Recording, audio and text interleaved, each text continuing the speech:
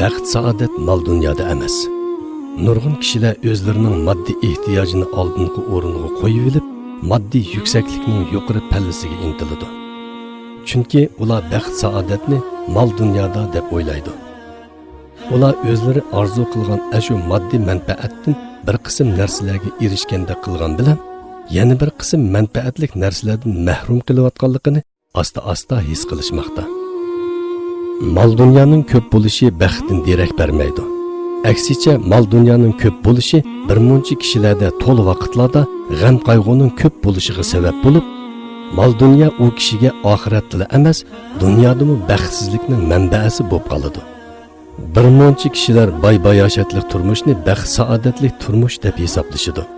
Biroq biz turmush saviyasi favqulodda yuqori ko'tarilgan, moddiy turmush vositalari intoyin o'ngaylashgan, yemak-ichmakdan qilchi g'am andishisi bo'lmagan, turalg'ulari, qatnash vositalari, hatto yezi egiligi qadar hamma ishlari nihoyat yuksak darajada mashinalashgan, zamonaviylashgan, umuman bayoshatlikqa to'lgan va taraqqiy topgan ellarga qaraydigan bo'lsak, shu el fuqarolaridan nurg'unlari har vaqt turmushining ma'nisizligidan, bir xilda turadigan buruqtum turmushdan, dilining oromsizligidan qoqshaydi.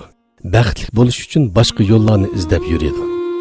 Lekin yanılı o'zlari bezorlik his qilayotgan shu bir xil qilibdiki buruqturma turmushidan qutula olmaydi.